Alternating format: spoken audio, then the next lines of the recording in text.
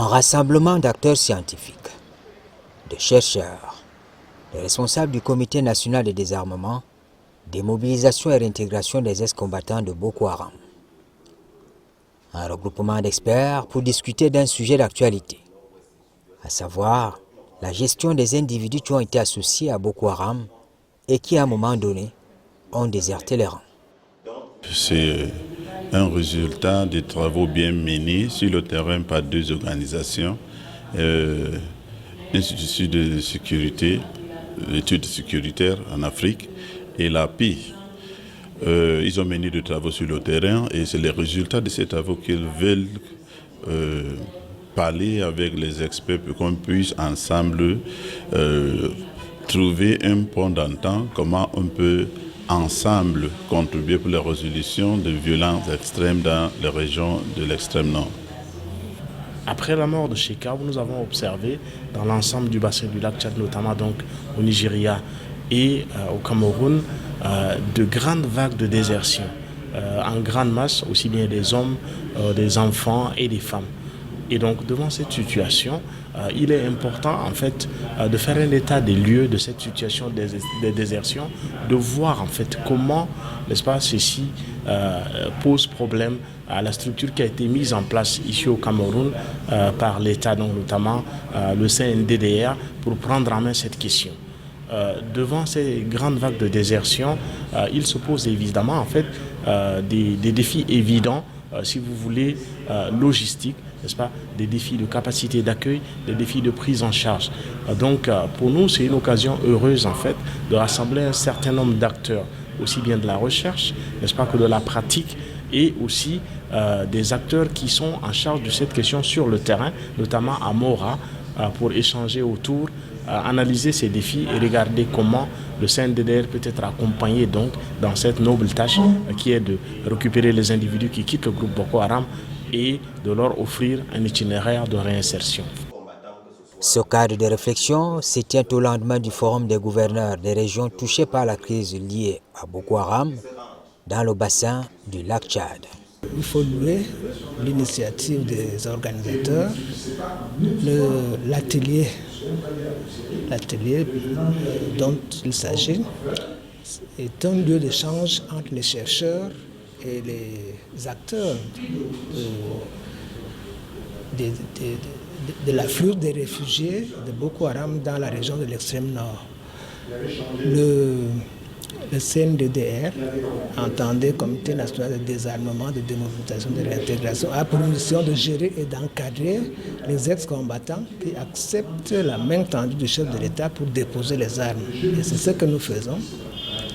Cet échange avec les chercheurs, c'est les gens qui vont jusqu'à expliquer pourquoi il y a les réductions massives. Vous voyez un peu que nous nous complétons. Pendant que nous nous accueillons, nous les gérons au quotidien. Et ceux qui arrivent, il y a les Camerounais, il y a les Tchadiens, il y a les Nigériens. Vous avez tout suivi. Il y a quelques mois, il y a 885 Nigériens qui sont repartis au Nigeria. Notre devoir, c'est de les encadrer, les gérer, et c'est ce que nous faisons. Maintenant, ils nous disent pourquoi il y a cet afflux, et jusqu'à ce que, comme le dit la PIC, ça veut dire qu'ils suivent un peu la vision qui est la nôtre, c'est-à-dire la paix. Nous travaillons tous pour la paix, et c'est pour ça que nous nous complétons. Première cible de cette opération de charme, le Comité national de désarmement, démobilisation et réintégration. Le processus DDR dans la région de l'extrême nord qui fait face à l'insécurité causée par Boko Haram qui est né dans le temps voisin.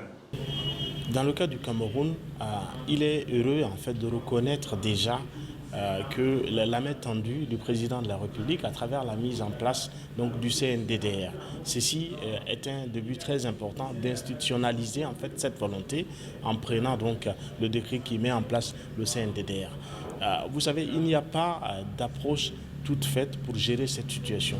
Les conditions diffèrent selon les pays, selon les réalités. Mais la réinsertion passe nécessairement d'abord par mettre en place des structures qui accueillent ces individus et derrière cet accueil, développer des mécanismes et des approches institutionnalisées de profilage qui permettent de séparer les individus selon leur background et ensuite, suivant les backgrounds des uns et des autres, maintenant, leur offrir une porte de sortie. Ceux qui ont un background criminel devraient entrer dans la chaîne pénale et ceux qui ont été plutôt victimes de Boko Haram, parce qu'associés de force ou n'ayant pas de background criminel, devraient bénéficier en fait d'un itinéraire qui leur permette, n'est-ce pas, d'être réhabilités, une prise en charge psychosociale, une formation socio-professionnelle nécessairement et un appui à la réintégration au sein des communautés. Mais ceci passe nécessairement d'abord par une sensibilisation des communautés, parce qu'il ne faut pas l'oublier, les communautés ont été victimes en fait de cette crise. Donc il faut d'abord associer les communautés à ce processus, les sensibiliser à la nécessité de récupérer leurs ressortissants, n'est-ce pas, qui ont été victimes de ces groupes et leur offrir donc un destin meilleur.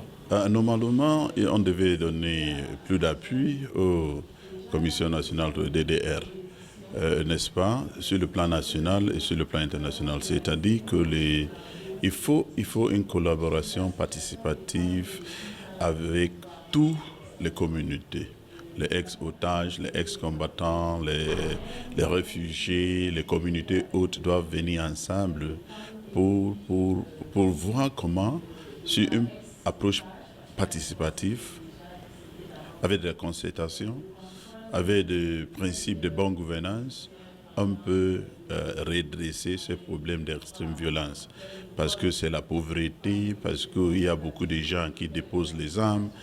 Il ne faudrait pas qu'on les considère tous comme des repentis, parce qu'on n'a pas encore évalué la plupart de ces gens qui ont déposé les armes pour peut-être traverser, pour être accueillis dans le bureau de DDR depuis le mois de juillet, août.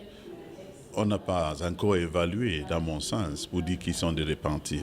Mais on doit les étudier, ils doivent le triage effectif pour voir exactement ce qu'on peut faire avec ces gens. Peut-être à la longue pour les intégrer dans la société. L'extrémisme violent et le terrorisme sont de véritables menaces à la paix dans le bassin du lac Tchad. D'où la nécessité d'explorer toutes les voies possibles à la réinsertion sociale de ceux qui déposent les armes, les voies possibles à la construction d'une paix durable. Normalement, le centre de DDR est en train de faire beaucoup de choses, je les en félicite. Mais ils ne peuvent pas faire avec, ils ne peuvent que faire avec les moyens qu'ils ont. Et je pense que les organisations internationales, les bailleurs de fonds insistent sur le statut légal. N'est-ce pas, en imposant les législatives, les lois internationales sur le Cameroun. Quant à moi, je pense que le document dont la loi, le décret qui créait le CNDDR est suffisamment le statut légal de cette organisation.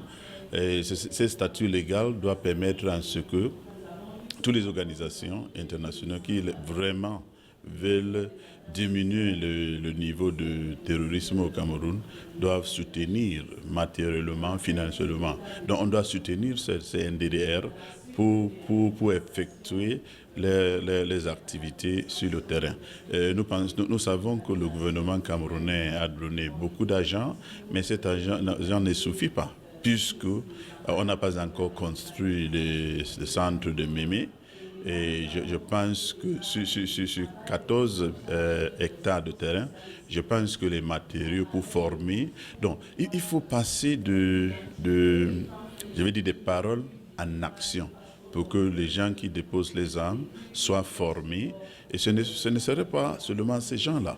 Il faut que toute la communauté, parce que si on forme seulement les gens qui ont déposé les armes, ça va encore amener un autre problème. Parce que la population haute dirait que ceux qui ont déjà être comme les associés ont plutôt des avantages. Donc il faut associer toute une communauté pour les former dans ce sens.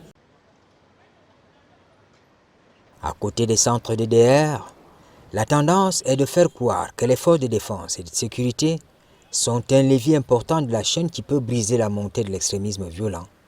dans la région de l'extrême nord. Il faut d'abord une justice sociale, n'est-ce pas? Il faut déradicaliser les jeunes. Déradicaliser les jeunes, selon moi, veut dire qu'il faut créer des opportunités, n'est-ce pas, l'emploi. Parce que l'une des choses qui pousse les gens à être extrémistes, c'est la pauvreté dans cette région, n'est-ce pas?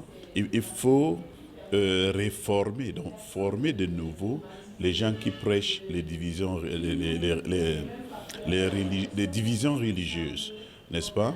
Et c'est le langage de la haine, ça doit diminuer. Donc il faudrait que la diversité religieuse, la diversité communautaire ne soit pas un point de division entre les gens de ces régions. Donc l'emploi, l'éducation effective, l'éducation à la citoyenneté effective, n'est-ce pas, l'engagement du gouvernement pour déradicaliser les jeunes peuvent, selon moi, diminuer la tendance d'extrême violence dans cette région.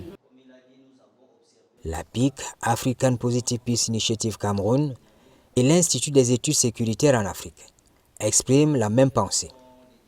Il faut, par une démarche scientifique, aborder l'épineuse question de la gestion des ex-combattants de Boko Haram.